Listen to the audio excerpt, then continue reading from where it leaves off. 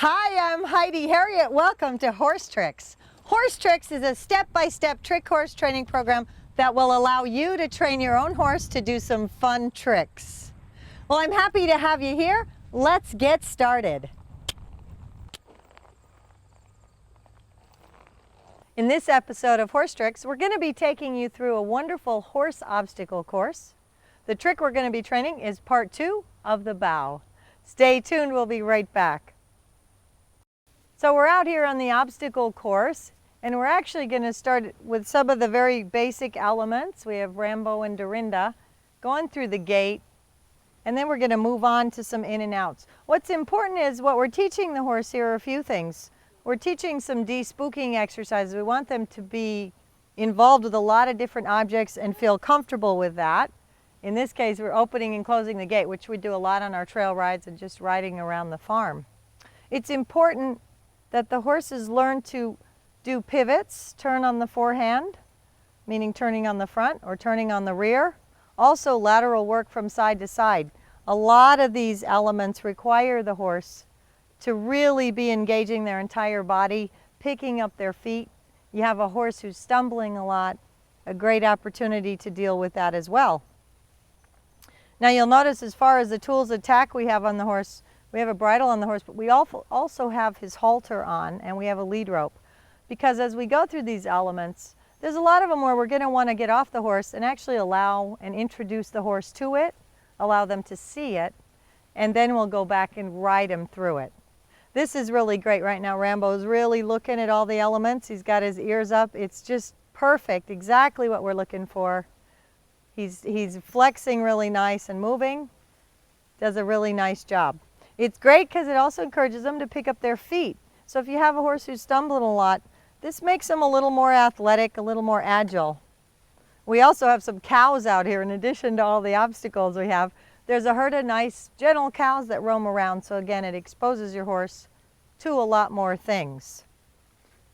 Rambo's going to do some cones for us now with Dorinda. This allows the horse so many opportunities to get comfortable with things beside them, behind them, on top of them, below them. We have mattresses. We have stuff hanging above them we call the car wash. It gets the horse used to all these types of things. And we want to desensitize them, de-spook them.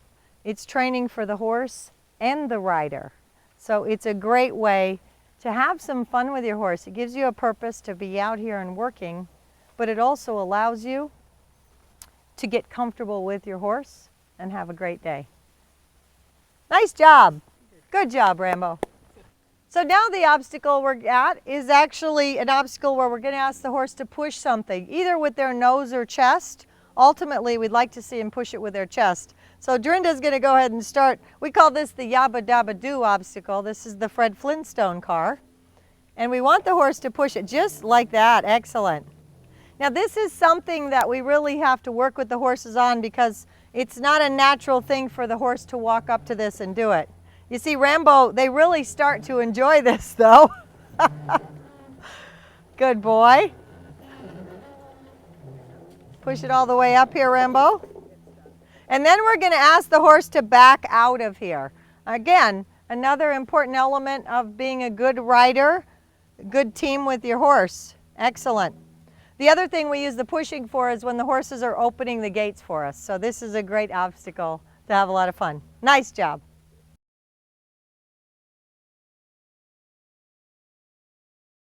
Our viewer Christy in Alabama writes, she's concerned about being able to keep her horse real calm. Well, we have this from a lot of viewers. This is a question that comes up often. And today we're out here on the obstacle course, so it's a great opportunity to address this question. Sometimes we make an attempt to keep this situation too calm. We need them to get a little uncomfortable to show them that we're the leader, to be trusted, to make sure everything's okay and that they're going to be fine. The obstacle course is a great example of how to go about that, exactly what it was created for. Whether taking them through like a car wash scenario or walking them over a hollow bridge, they're going to be a little fearful initially, but we're going to be their leader. We've got a great foundation on our horse. We're going to tell them that it's okay. They're going to trust us. We're going to get through it. It creates a much better bond with your horse. You'll have better interactions all the way around. Well, Ed McAdam is actually the owner of Long Branch Stable, and he created this 52 obstacle course for horses. And it's been a lot of fun working with him. And I know right now we're working on one of the obstacles here where the horses come in and stuff hits them from the side. So Ed's added some palm fronds to go along with the pool noodles here that give us a nice obstacle to work with. Right. Actually, what is occurring here is you're going over a bridge, and it's there's nothing under except the blue top, which represents the water. And what's important about this is the horse then is able to be stepping on something that's not ground. So that's the importance of going over the bridge, and we have some noodles here that gives that little extra activity. Yeah, the bridge is hollow, so the elements here are the look of water on the ground, going through the noodles on the side, coming back over the bridge, and that hollow sound that the horse experiences. So let's go ahead and have Rambo go ahead and come through this obstacle. All right, so Dorinda, you're going to ride right through. And she's mounted at this point because she's gone through this course a few times with Rambo. So we feel pretty good about it. Now we're going to have Rambo come right back up here. And you're just going to have him keep a nice steady pace. Good. Excellent. Fabulous. Now one of the goals as we have riders who do this more successfully and they get better at it would be where we'd actually stop the horse right on top of this double mount here with all 4 feet and have them stand. So that's kind of an advanced version of this obstacle. Well, one of the obstacles in here is one of our natural obstacles that Ed was clever to incorporate into the course is water. And a lot of times on our trails or when we're riding, and in Florida even just puddles of water, the horses don't like to go over them. So this is a great training opportunity. And so we're going to have Rambo actually take this little creek crossing, and this is actually a little bit more difficult of a creek crossing. So go ahead and come on through. It's really hard for him to avoid the water here. He's going to have to come all the way through it instead of trying to jump it, as they'll sometimes do. So right now she's just coaxing him to come right down there. A little bit of a steeper crossing. And this is what we do. We ask the horse to do it, give him a chance to look at it, and then push him right down into it. Go ahead, give him a push. Good, there you go. Dorinda's a good rider. What I like about the way she deals with the horses, she keeps it positive and insists that he does it. Go. Perfect. A nice water crossing, terrific thing to do on a warm summer day. Some of the last elements on the course involve dirt and little hills. So we actually do some hills where there are little mounds, and we do a clover leaf scenario. Ask the horse to go over those. And then the final element is the big hill. We have the horse ride up. We want to stop at the top and then have him come down. So come on down, Dorinda. It's really good to learn to ride a horse when you're going up and down a hill. They've tried to make the hill fairly steep, probably the second largest hill in Florida. And I think Dorinda and Rambo did a great job on our obstacle course today. Again, something for you to seek out and find in your area. Getting on an obstacle course and working with your horse is a great way to really create a better bond and a training scenario with you and your horse. Stay tuned for more horse tricks. I love traveling around the country with my horses, performing and facilitating clinics. I get to meet a lot of great people. If you're interested in hosting a clinic and you have a facility or a location, let me know. I'd be happy to discuss it with you. There's a lot of options available. We can do trick horse training, liberty training, dancing, high school horse training, and or general horsemanship. So lots of options available. I'd love to come to you and facilitate a clinic. Well, now we're going to train part 2 of the bow. In our last episode, we showed you part 1 and how to get started. Now we're going to show you some other options. But as always, I want to show you what the finished product looks like. Lady Dancer, a nice bow for us. All the way down, a beautiful bow. All right, and how about a quick smile? Give him a smile. Good girl. All right, now we're going to show you how to train the bow with some other tools and tack. Okay, so now we're going to show you how to train the trick. Again, this is part 2 of the bow, and we're doing it a little differently. We're giving you some options here, and we're going to break this down for you. So we're using French lace again. This is our beautiful little halflinger that we used in our last episode, who did a nice bow with just the halter, the hobble, and the lunge line. That's all we had on her. Some of you are not going to be strong enough to do that, or your horse is going to be moving around a little bit. So we're going to give you a couple options, and that is adding your saddle and putting your bridle on. So what we're going to have you do is put your saddle on. It can be a Western or English saddle. For some purposes, the Western saddle is going to be easier, and we'll show you that in a minute. If you don't have a Western saddle, that's fine. We have the bridle on. Now you have a couple options. What we're going to have you do is actually, I still left her halter on so that I can hook into that if I need to. We don't want to use the bridle more than we have to. You can take your reins and put them right up under the saddle if they're long enough. If they're separate reins, you can tie them right up to the girth area. What you want to do is create a little bit of a side check, a side rein. So that's perfect. Now our horse can't move their head around a lot. We still, again, left the halter on in case we want to hook into that. Now, as far as other tools in tack, we want to have our hobble. And as I was mentioning in the last episode, I actually sell the single hobbles. Nice padded hobble. They are hard to find for what we do with them. We use these for the bow, the pedestal, the breakdown, sometimes the Spanish march, all kinds of different stuff. So I have those available on my website as well. We're still going to keep our other set of reins handy, and we want to have our lunge line. Now your lunge line and the reins that you put on their bridle should be two different colors so you know which rope you're pulling on. It actually helps you quite a bit. Optional, a pair of leather gloves. I love my Fireborn leather gloves. I use them for all of my training. They're awesome. You can get your own logo right on those. And I have my little dressage whip and my pocket of treats. Okay, so now we're going to get started showing you how to train the bow with all of this tack. Okay, so now Cassidy, my daughter, has come back in to help me because, again, it's good to have another person with you when you're doing the bow just for safety's sake. You don't want them getting right behind you or pulling on the horse with you, but it's just good to have another person there because, again, this does get pretty detailed. Okay, so we put the hobble back on the horse's leg, just as we did in the last episode. Just hook your hobble right there around the ankle.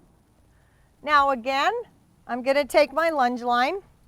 I'm going to drop it over the saddle this time. Same area. You're in the same position as though you were like vaulting on the horse, reaching right over the saddle. Drop that right down. Get it in front of the stirrup on the other side. Reach down there and go ahead and hook your hobble right up to your lunge line right up to the hobble. Okay. Now, as I said, I've actually put the reins, drawn them right up here under the stirrups, and it creates a little bit of a collection. And I've still taken my other set of reins, and this time I hooked it to her halter. Because I know this horse is a pretty soft mouth and she went down in the bow in our last episode, I don't feel the need to have to pull on her mouth, but this just creates a little collection, so that's what I want you to see. Okay, now I'm going to go ahead and put my gloves on for this one. Again, this is optional if you feel like you'd like to wear your gloves. Now what's going to happen with the Western saddle that's going to help us out is the saddle horn.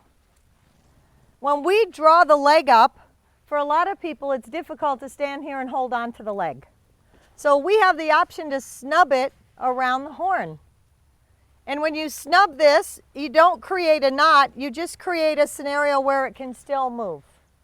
So that's what we call a snub. So in a minute you'll see I'm going to pull the leg up, I'm going to snub it right up there, and it's going to be a lot easier for me to hold on to that. So some of you who just aren't as strong, or your horse is a lot bigger than you are, that type of thing, this is going to be very effective for you. So I'm going to start out the same way. I'm going to reach my hand way over here. I'm going to take my whip, and I'm going to ask the horse to pick up its foot. So I'm going to tell her foot, foot, foot. Good, right there. Ho, ho, ho.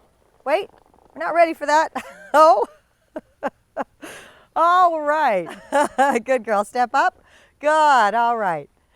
So you see how easy that worked. Now, because we had this little bit of collection, this little bit of rein on her, I actually didn't even have to pull. Come on up here. Come here. I didn't have to pull on her, the reins that I added into the halter at all.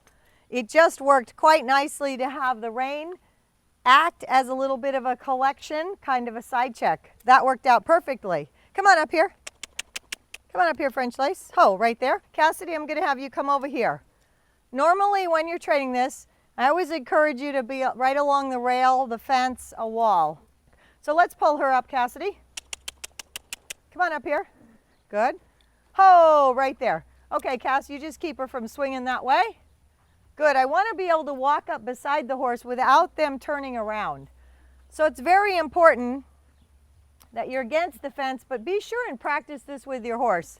You should be able to walk all the way around your horse without them moving around. A lot of times in our trick horse training, we want to float back a little bit from their front, and your horse always wants to back up with you. So what I encourage you to do is do a lot of that when you're doing your foundation training, your basics. Keep floating yourself back from the front of the horse so that you have the opportunity, because when we do the finished product with the bow and we want to get into that saddle and step up, we want to be right back here. If your horse won't let you get back here without backing up, work on that a lot first before you undertake the bow. So we're going to try this again. I'm going to take my snub off. I'm going to ask her to give me her foot, and then I'm going to say bow down. When she gets into the bow, I want to say whoa. Hold her there till I'm ready. When I'm ready for her to get up, I use my release cue, all right, or you can use okay. Again, let's remember our principles of training and be consistent. Whatever we say, it should be very consistent. Try not to use good girl or good boy. I find a lot of people do that, and that becomes your release cue. It's not a good release cue, because a lot of times when we're just working with the horse, tacking them that, we say, good girl. So it's very inconsistent to have that also be your release cue to let them up. So make sure you give them a finish. All right, okay, whatever that is. Okay, so we're going to do this again. I'm going to get my hand over here. Now this is becoming a lot easier, as it should on your horse. They get to know what's happening here. We're going to use that anticipation in our favor. So I've got the butt end of my whip. It's actually going to be more effective to use that. I've got my hand over here grabbing the lunge line. I'm going to say foot, foot, ho, good. I'm going to snub that, and I'm going to say bow down, good. I'm going to let her foot out, good. Ho, whoa, all right, come on up, and that's perfect. Her leg needs to be nice and loose at that point, so when she steps up, she is not tangled up. Well, stay tuned. We're going to be right back, and we're going to have Cassidy demonstrate the bow with this horse and show you just a few more techniques. Well, we're sure having a lot of fun with French Lace, teaching her to bow. And as you can see just from the last episode of this, she has picked this up really quickly. And it says a lot for a horse who you've got a good foundation on, who's nice and quiet. So, as I always do, I now want to pass it off and let someone else try the bow. Usually we do that with the owner. In this case, I'm going to have my daughter Cassidy do it. So we're going to have Cassidy show you how to do the bow so that you get an idea again of somebody else working with the horse. So Cassidy, I'm going to ask you to go through the steps. She's going to reach over to grab that hobble, and then she's going to touch the horse's leg and say foot. Good, there you go. Make her do it, insist, good, ho. Snub that up, let her foot down just a little bit, Cassidy, there you go. Make sure you don't get that foot pulled up too high. And now you're going to ask her back up and say bow down, Cassidy, good. Step back, good. Let her foot touch the ground, good. Whoa, hold her. And when you're ready, let go of everything and say all right. All right. Good, that was excellent. So you can see it went a little bit different with Cassidy. So that's what I want you guys to think about when you're actually going through this. Make sure you get that rope off of there so when they stand up, everything is free and clear. Well, I have one more horse I want to show you the bow with. We're going to introduce you to Lily. Okay, so now I said I wanted to introduce you to one more horse, and we brought Lily in. Now Lily is actually doing the bow, and we've just gotten rid of the hobble with Lily because I want to show you what happens, how you get rid of your training aids. They're great assistants to you, they work well, but what we want to do is get rid of the hobble, get rid of having to use the reins and all that, and like I did with Lady Dancer, just cue the horse by touching the ground and ask them to bow down. So Cassidy, go ahead and let's see if Lily will do a nice bow for us. Now let that rope go and just bow her. Good, back up beside her. Good, bow down. Whoa. All right. That's how it works. You can see Lily danced around a little bit, but we got it. She did a nice bow. without having to use a hobble, so that's what that looks like. So that's how you get rid of your training aids and move into a nice bow. Then you can actually step right onto the horse, get up in your saddle, and you're mounted without the mounting block. Today's training tip is using voice commands and body language. Often I work with folks who actually don't speak to their horse a lot, and I encourage them to tell them what they're looking for. Let the horse know what you want, whether it's whoa, hop. If the horse is kicking or biting, a stern no is very important. Also, it goes along with the release cues when we're doing trick training. All right, okay. And then petting or praising your horse, good boy or good girl. Those are the voice commands. Body language, it's important not to be tentative, to allow your horse to know that you're in charge, that you're showing up as the leader, and they'll follow suit and be much more comfortable, and you'll be able to advance in your training. Our training tips for today. Well, I hope you had some fun today learning to train the bow, and here's what I hope it's going to look like before too long for you. You're going to ask your horse to bow down. Go ahead and get on just like that. No more mounting blocks. Well, I hope you join us next time. Thank you for allowing me to be a part of your horse training journey. And remember, happiness is horses.